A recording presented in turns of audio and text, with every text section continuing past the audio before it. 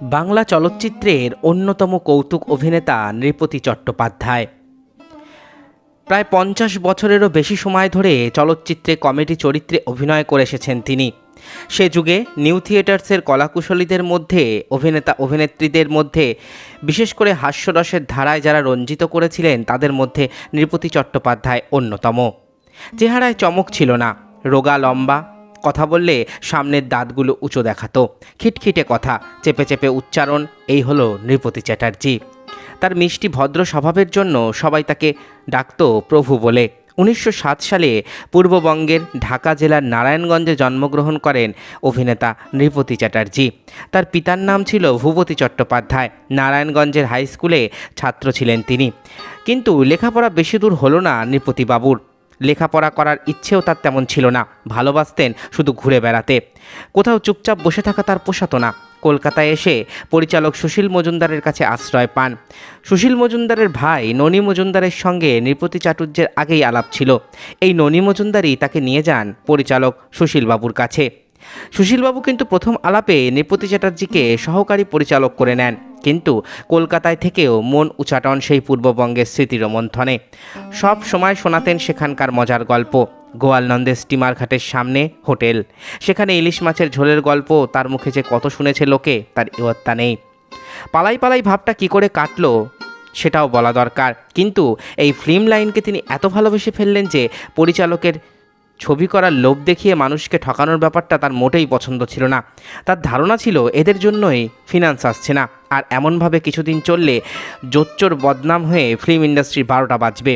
যদিও ওনার কোনো স্বার্থ ছিল না, কিন্তু মনটা ছিল উদার, তাই ব্যক্তি স্বার্থ তার কাছে কোনোদিনই বড় হয়ে ওঠেনি। তিনি অবিবাহিত ছিলেন, নিরহংকারী, সাদা সরল মানুষটা সংসারে থেকেও ছিলেন সন্ন্যাসী।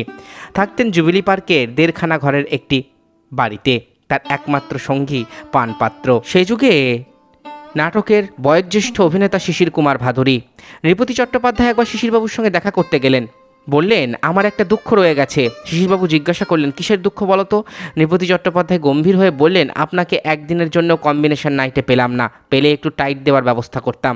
হেসে ফেললেন নৃপতি চ্যাটার্জির কথায় শিশির ভাদুরী। বললেন, ঠিক আছে, ভবিষ্যতের অপেক্ষায় থাকো, একদিন না একদিন সুযোগ তো পাবেই। নৃপতি চ্যাটার্জির সে কথা মনে পড়লে চোখের জল তিনি ধরে রাখতে পারতেন না, কেননা এরপরেই শিশির ভাদুরী চলে যান। নৃপতিকে টাইট দেওয়ার সুযোগ তিনি আর দিয়ে যাননি। নৃপতিবাবু ছিলেন দার্শনিক মনোভাবাপন্ন। অনেক ঘটনায় সেটা প্রকাশ পেয়েছে। তার বিভিন্ন সময়ের বিভিন্ন বক্তব্য মানুষকে অবাক করে দিত। ছবি বিশ্বাসের সঙ্গে তার ছিল অভিন্ন হৃদয় বন্ধুত্ব। 1962 সালে মোটর দুর্ঘটনায় ছবি বিশ্বাস মারা যেতে নৃপতি চট্টোপাধ্যায় শয্যা নিলেন। ছবি বিশ্বাসের সঙ্গে যে বন্ধুত্ব তার হয়েছিল, তার মৃত্যুর পর নৃপতি চ্যাটার্জিকেও জমে মানুষে টানাটানি। তার জুবিলি পার্কের বাড়িতে একটা আলাদা বিছানা ছিল ছবিবাবুর জন্য। তিনি সেখানে শুতেন, বসতেন, খেতেন। সেই বিছানায় নৃপতিবাবু কোনোদিন কাউকে বসতেও দেননি, নিজেও বসেননি। ছবি বিশ্বাসের স্মৃতি নিয়ে এমনভাবে বাকি জীবনটা কাটিয়েছেন নৃপতি চ্যাটার্জি। 450 মতন সিনেমাতে অভিনয় করেছিলেন নৃপতি চ্যাটার্জি।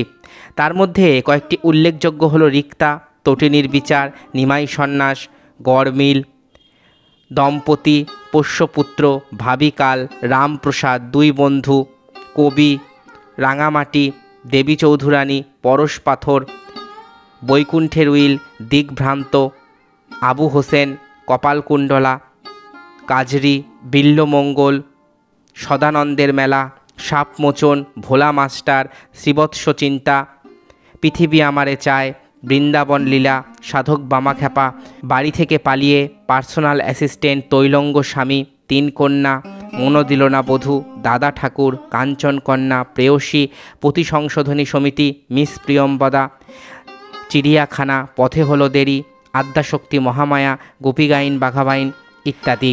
অসংখ্য ছবির অভিনেতা কৌতুক শিল্পী নৃপতি চ্যাটার্জির অভিনয় ক্ষমতা ছিল দুর্দান্ত। তার কৌতুক অভিনয়ের আড়ালে সবসময় এক দার্শনিক অভিব্যক্তি কাজ করত। তার জীবনযাত্রা গ্রাম্যরসযুক্ত একটা আলাদা উদাহরণ। কয়েকজনকে নিয়ে শুটিং করতে তিনি গেছেন আগ্রায়, উঠেছেন এমপ্রেস হোটেলে। কিন্তু একটা অদ্ভুত ব্যাপার লক্ষ্য করলেন তার সহযাত্রীরা। প্রতিদিন বেয়ারা এসে যখন ব্রেকফাস্টের জন্য ডাকতো, তখন তিনি দৌড়ে বারান্দায় চলে যেতেন আর শুনতেন 1, 2, 3। সাথীরা চেপে ধরলে কী ব্যাপার বলতেই হবে, অনেক ধরার পর ব্যাপারটা বলেই ফেললেন।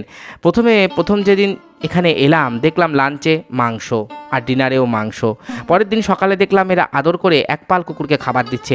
মনে কেমন সন্দেহ হলো, এরা কুকুরের মাংস খাওয়ায় না তো। সঙ্গে সঙ্গে কটা কুকুর আছে গুনে ফেললাম, দেখলাম 17টা। সেই থেকে রোজ সকালে গুনে দেখি কুকুরের সংখ্যাটা ঠিক আছে কিনা। দু একটা কম দেখলেই বুঝবো এই হলেন নৃপতি চ্যাটার্জি, যার অমায়িক ব্যবহার আর পরোপকার প্রবৃত্তির জন্য ছবি বিশ্বাস, বসন্ত চৌধুরীর মতন মানুষরা তাকে প্রভু বলে সম্বোধন করতেন। কিন্তু নিজে সবসময় নিজেকে গরু, মূর্খ এইসবই বলতেন নৃপতি চ্যাটার্জি। কলকাতায় তিনি থাকতেন পরের দিকে ইন্দ্রাণী পার্কে, কিন্তু বহুকাল চট্টগ্রামে কাটানোয় পূর্ববঙ্গের স্মৃতিটা তার মনে ছিল টাটকা। প্রায় তিনি ওখানকার সব মজার গল্পে সকলকে মশগুল করে তুলতেন। নৃপেন চ্যাটার্জির মানবতার একটা উদাহরণ, একদিন তিনি ঠিক করলেন যে একটু মুরগির মাংস খাবেন। বাজার থেকে কিনে আনলেন একটা মোরগ। এবার কাটতে গিয়ে দেখেন মোরগটি করুণ চোখে তার দিকে তাকিয়ে আছে। ব্যাস, তিনি মোরগের প্রেমে পড়ে গেলেন, তাকে পুষতে শুরু করলেন। সন্ধ্যাবেলা সন্ধান্নিকের সময় তিনি একটু করে মদ খেতেন। দেখা গেল তার সঙ্গী হলো সেই মোরগটি। একটা প্লেটে তিনি একটু মদ ঢেলে দেন, সেও খায়, এদিকে নৃপতি চ্যাটার্জিও খান। এই সময় মোরগটির কাছে তিনি তার মনের সব কথা উজাড় করে বলতেন। মোরগটা এক মনে সব শুনতো, মাঝে মাঝে মাথা নাড়ত।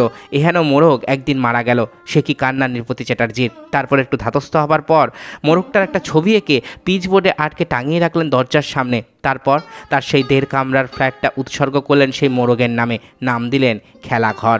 এমনই মজার মানুষ ছিলেন নৃপতি চ্যাটার্জি। কানু বন্দ্যোপাধ্যায়ের খুব ইচ্ছে ছিল শাহজাহান নাটকে ঔরঙ্গজেব করবেন, কিন্তু এরকম বড় পাঠ তো তিনি পান না। একবার কানুবাবু এক পরিচিত ব্যক্তি সহযোগিতায় শাহজাহান নামালেন।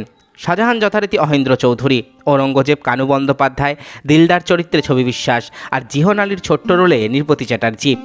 যথারীতি দুপাত্তর চড়িয়ে মঞ্চে এলেন নৃপতিবাবু। এক কোণে বসে বসে দেখছেন ঔরঙ্গজেব সেজে কানু বন্দ্যোপাধ্যায় যেন মাথা কিনে নিয়েছেন। একে বকছে, তাকে বকছে, গালাগালি দিচ্ছে। খুব রাগ হলো নৃপতি চ্যাটার্জির। কাছে গিয়ে কাঁধে টোকা দিয়ে বললেন, 10টা টাকা চাই। কানু বন্দ্যোপাধ্যায় খুব রেগে গেলেন, বললেন, কেন, তোমার পেমেন্ট পাওনি? পেয়েছি, এটা এক্সট্রা। ওসব হবে না, এটা কি আমার বাবার জমিদারি? যাও তো এখান থেকে। টাকাটা তোর ভালোর জন্যই চাইছি, আমার ভালো মন্দ দেখার জন্য তোমাকে এখানে আনা হয়নি, তুমি নিজের কাছে যাও। সেদিন দারুণ অভিনয় করেছিলেন কানু বন্দ্যোপাধ্যায়। বহুদিনের স্বপ্ন ঔরঙ্গজেব হবার। দর্শকরা মুগ্ধ। কানুবাবু বলছেন, কে নেবে দাঁড়ার ছিন্ন মুন্ড? আমি আর সহ্য করতে পারছি না, কাকে দেবো, কাকে দেবো, কে নেবে? হঠাৎ পাশ থেকে লম্বা লম্বা হাত বার করে, বকের মতো গলা বার করে নাকি সুরে চেঁচিয়ে উঠলেন নৃপতি চ্যাটার্জি, আমায় দিন, আমায় দিন। সঙ্গে সঙ্গে হাসির দমকে হলঘর ফাটতে লাগলো। ঔরঙ্গজেবের অত ভালো সিরিয়াস অ্যাক্টিং কোথায় ভেসে গেল? গ্রিন রুমে এসে নৃপতি চ্যাটার্জি দেখলেন কানু বন্দ্যোপাধ্যায় উপুর হয়ে বসে কাঁদছেন চেয়ারে। বদলে গেলেন নৃপতি। তিনি কী করেছেন? একটা মানুষের সারা জীবনের স্বপ্ন তিনি ভেঙে চুরমার করলেন। সেই থেকে আর কোনোদিন কাউকে টাইট দেবার চেষ্টা করেননি নৃপতি চ্যাটার্জি। এই স্বাভাবিক সহজ সরল মানুষটা 1975 সালের 27শে মে ইহজগৎ ছেড়ে চলে যান। সারা জীবনে অসংখ্য চরিত্রে অভিনয় করেছেন, কিন্তু কোনোদিনই বড় চরিত্রে অভিনয় করতে তাকে দেখা যায়নি। ছোট চরিত্রই তার অভিনয় দক্ষতায় অসাধারণ হয়ে উঠত।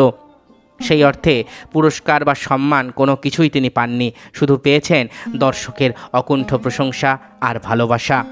এক অদ্ভুত অভিব্যক্তি নিয়ে বারবার হাজির হয়েছেন চলচ্চিত্রে, মঞ্চে নৃপতি চ্যাটার্জি। এতক্ষণ আপনারা শুনলেন বাংলা চলচ্চিত্রের অন্যতম কৌতুক অভিনেতা নৃপতি চ্যাটার্জির অজানা কাহিনী। আশা করি ভিডিওটি আপনাদের ভালো লেগেছে।